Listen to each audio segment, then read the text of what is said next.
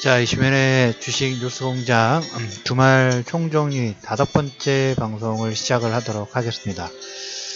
자, 이번 시간에는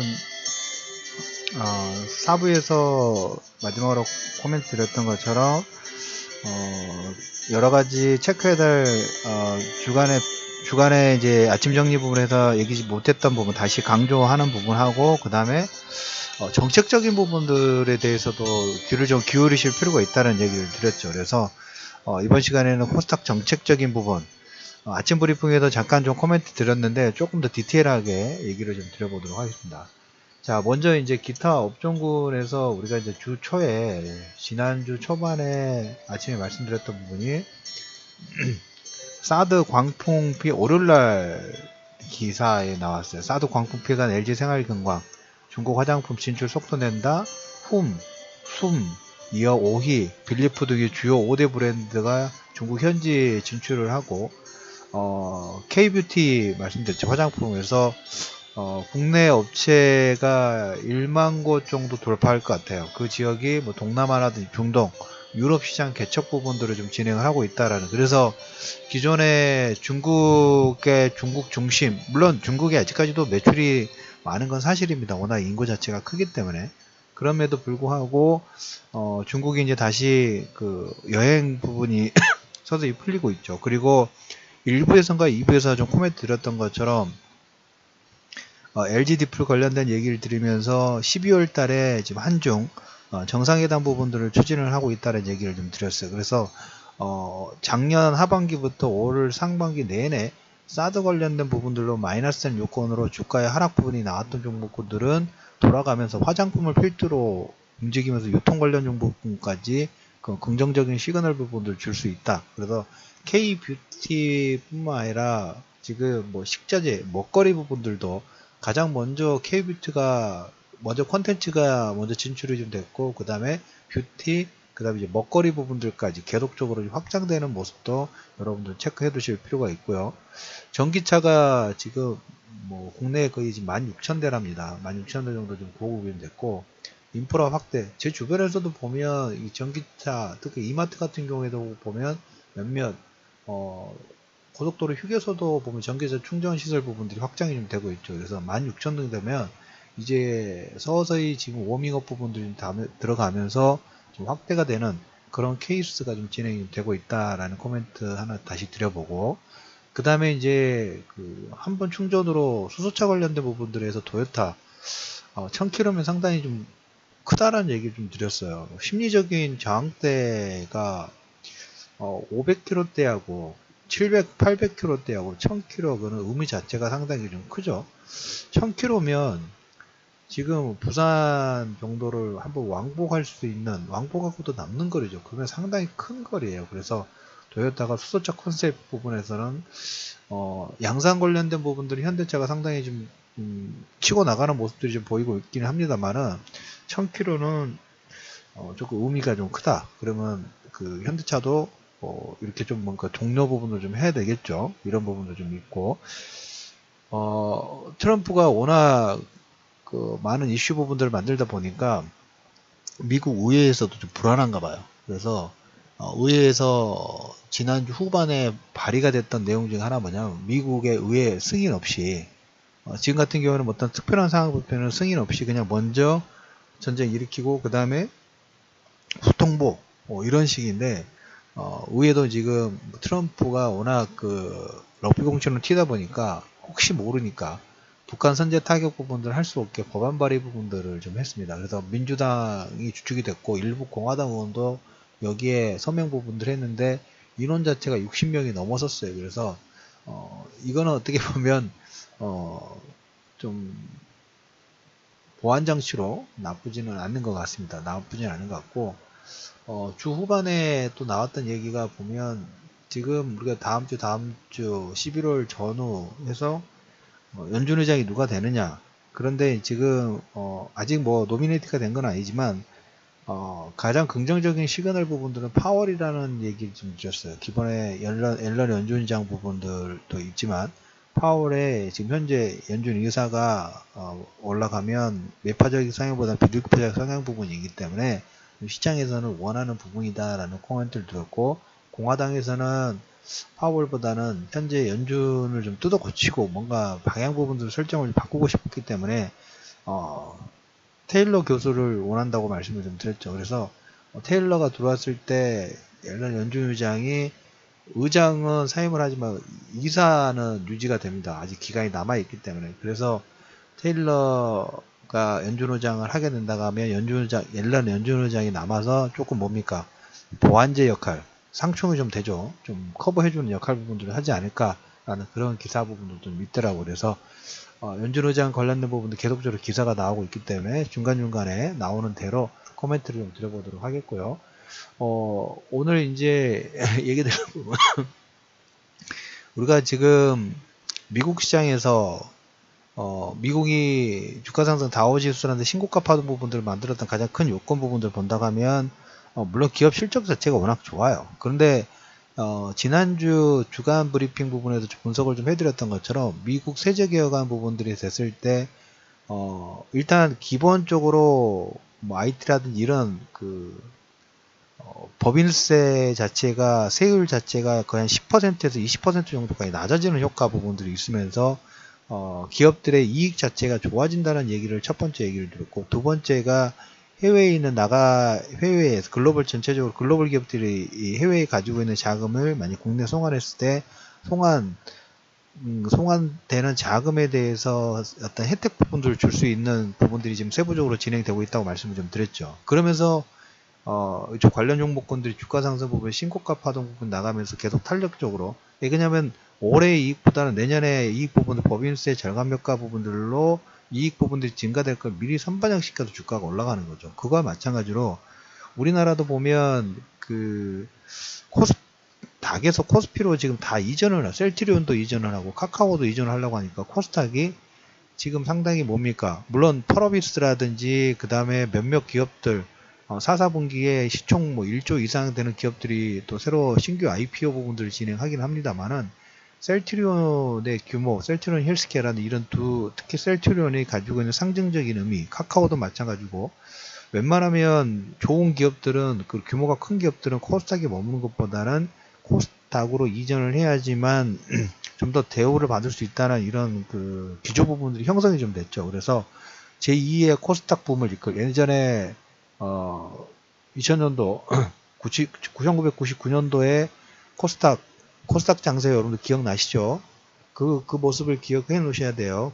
기조 부분들이 뭐가 있냐면 1999년도에 코스닥 활성화 어떤 세제 계약한 부분들이 진행이 되면서 2002년도까지 적용이 됐어요. 그래서 지금 시장에서 나오고 있는 부분들은 금융이라든지 기재부에서 코스닥 시장 활성화, 이 부분은 어떻게 보면 일자리 창출하고 중소벤처기업 부분 활성화. 그래서 지금 첫 번째로 보면 벤처기업부 장관이 지금 선임이 노미네이트가 됐고, 뭐 인사청문회 부분들 한 다음에 본격적인 내용 부분들 진행되겠죠. 그리고 그게 첫 번째 내용이고, 두 번째로 4차 산업혁명위원회가 이제 하나하나씩 정책 관련된 부분들을 지금 내기 시작했다는 얘기를 좀 드렸어요. 그래서 금융위와 기재부가 거의 1999년, 2000년도에 일단 코스닥 활성화의 어떤 개편한 부분하고 비슷한 정책 부분들을 좀 준비를 하고 있습니다. 그래서 그 내용을 우리가 간단하게 보신다고 하면 사업 손실 준비금 제도를 도입을 하고 있답니다. 이 내용이 뭐냐면 사업 손실 준비금 제도는 약간 대손 충당금 개념이라고 보시면 될 것 같아요.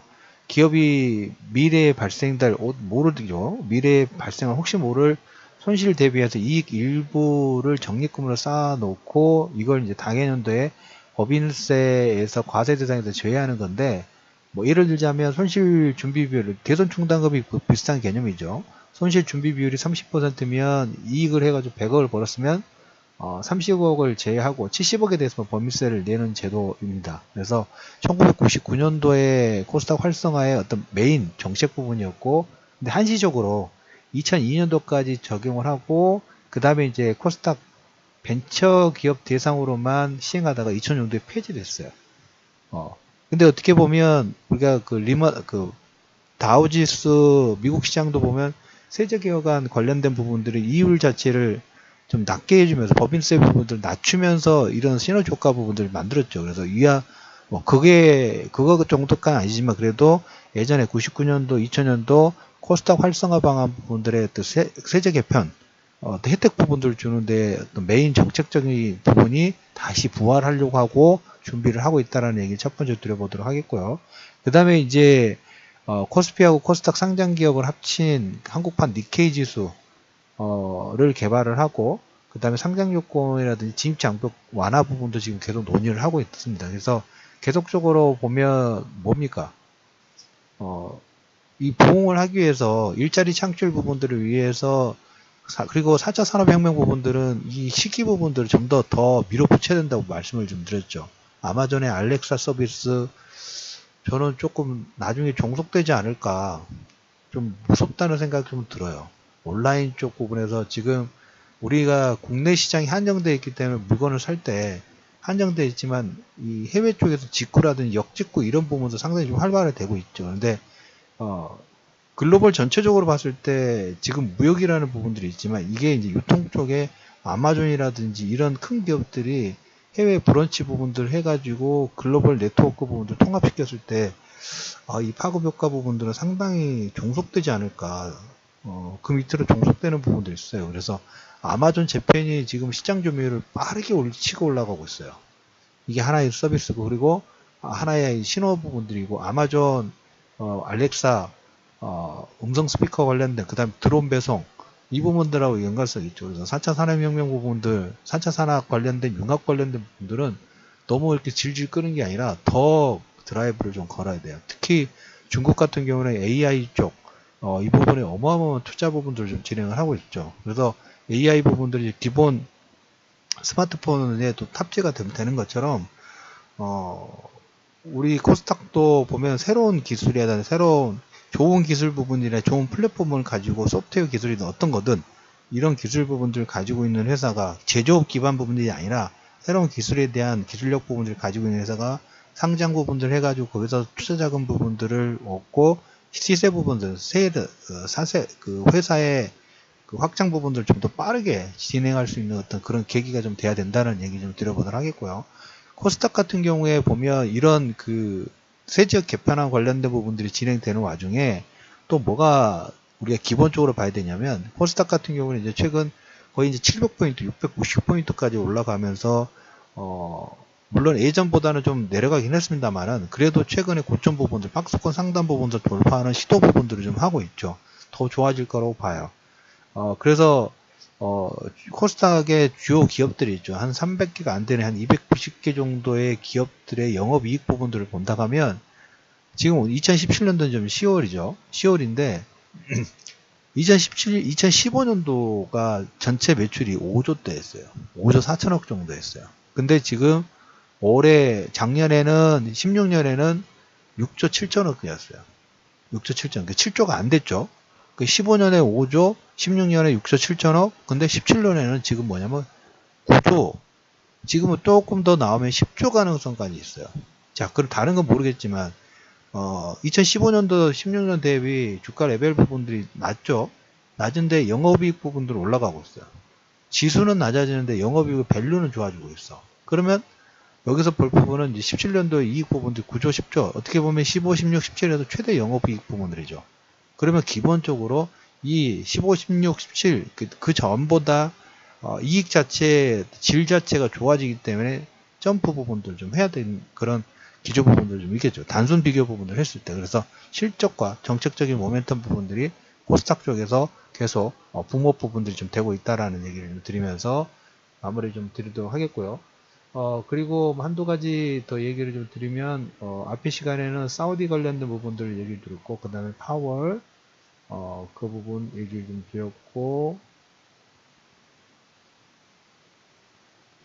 그 다음에 LG 생활건강하고 K뷰티, 그 다음에 전기차 관련된 부분들, 이렇게까지 얘기를 좀 드리면 될 것 같아요. 그래서, 그리고 하나 더, 이건 이제 다른 기사인데, OCI 관련된 부분들을 제가 그 3부인가 4부에서, 3부에서 정리를 해드렸던 것 같은데, OCI 같은 경우 지금 3, 4분기 영업이익 관련된 부분에서 2천억 정도 배팅한 데가 있어요. OCI가 도코야마라는 데를 인수를 했는데, 2천억 정도 투자 베팅 부분들 했는데 공장 가동률이 지금 100% 계속 풀가동 부분들이 좀 진행이 되고 있답니다. 그래서 여기도 보면 어떻게 보면 치킨 게임 부분에서 규모 경제에서 생산 점유율, 그러니까 시장 점유율 자체에서 치킨 게임에서 하위 업체들은 나가 떨어지고 지금 상위 업체만 살아있는데 상위 업체에서 승자 독식 부분들이 좀 진행이 되고 있죠. 그래서 도코야마 부분도 2천억 정도 베팅해가지고 어떻게 되냐면 물건 생산량 자체가 이거 또 점프를 했어요.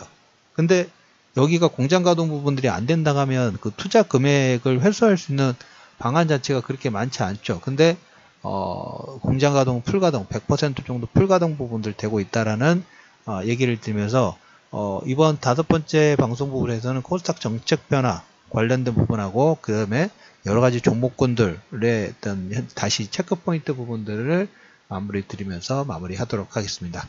자, 5부 방송은 여기서 좀 마무리하도록 하겠고요. 편안한 주말 보내시기 바랍니다. 내 소식이 들려오면 이제는 모른다고 해줘. 언제나 내 맘속에서 커져만 갔다 너를 조금씩 나도 지우려 해. 사랑해 라고 말하고 싶었지만 늘 미안하다고만 했던 날 잊고 잊혀지고 지우고 처음 만난 그때가 그리워진 사람 다시 못 올 몇 번의 그 계절 떠나버린 너의 모습을 지우고 버리고 미워도 어느새 가득 차버린 내 사랑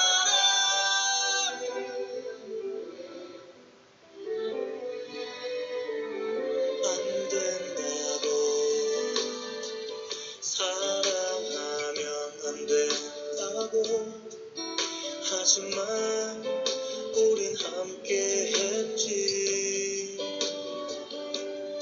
언제나 내